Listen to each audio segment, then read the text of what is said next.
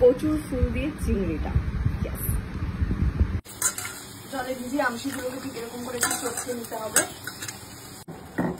শিল নোড়াতে এবারে মা ওই কুমড়ো দানাটাকে বেটে দিচ্ছে, তাই তো? মানে কুমড়ো দানার সাথে আর কিছু আছে না, শুধু কুমড়ো দানা, পোস্তর মতন ব্যাপারটা হচ্ছে। এবারে আমশিটাকে জলে ভিজিয়ে দেওয়া হচ্ছে। ম্যাডাম এদিকে দেখো সুন্দর করে রেডি হয়ে গেছে পাবদা মাছের ঝাল। জলে ভিজিয়ে আমশিগুলোকে ঠিক এরকম করে একটু চটকে নিতে হবে।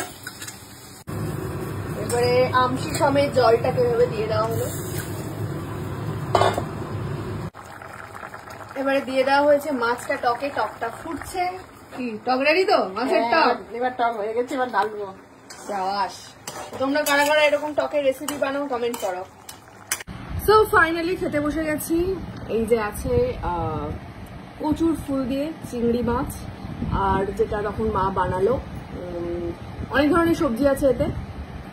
কি যেন আছে, থোড়, ডুমুর, বেগুন, আর কি মানে মাছের মাথা টাথা সমস্ত দিয়ে, ও আবার কচু, সমস্ত কিছু দিয়ে একটা সবজি।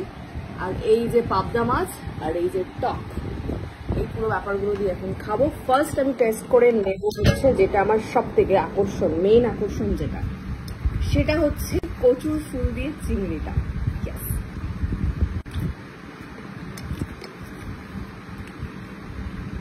বলতে পারছি না, বেস্ট, অসাম অসাম। তোমরা কারা কারা কচুর ফুল দিয়ে চিংড়ি মাছ খেয়েছো? যাদের যাদের একটু প্রবলেম আছে, গলায় একটু চুল খেতে পারে, একটু বুঝে খেয়ে। অ্যাকচুয়ালি কচুর যে ফুলটা হয় না, ভেতরে দেখবে একটা ফুল থাকে, ওটা ভালো করে ফেলে দিয়ে কাটলে কিন্তু গলা আর চুল করে না। আমি খেয়ে ফেলছি একদম ভালো খাটটা। ইয়ো কেমন লাগছে নিজের রান্না? আমার তো ভালোই লাগছে। কেমন লাগছে? আমার তো দারুণ লেগেছে।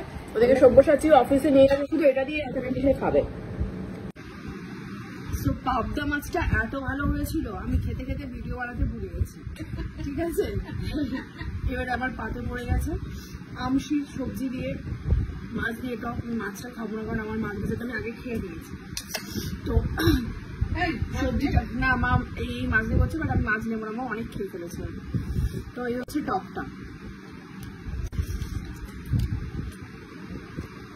আমি জানি না ঘটি না বাংলা কারা টক খায়, বাট আমাদের বাড়িতে আমরা ঘটি, কিন্তু আমাদের সমস্ত রান্না বাঙালিদের মতন, অথচ আমরা টক খাই। মানে একটা মিক্সচার ব্যাপার, বুঝলেন কি না?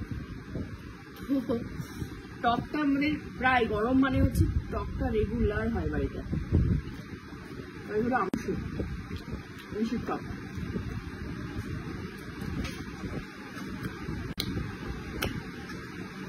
মজা এসে গেছে।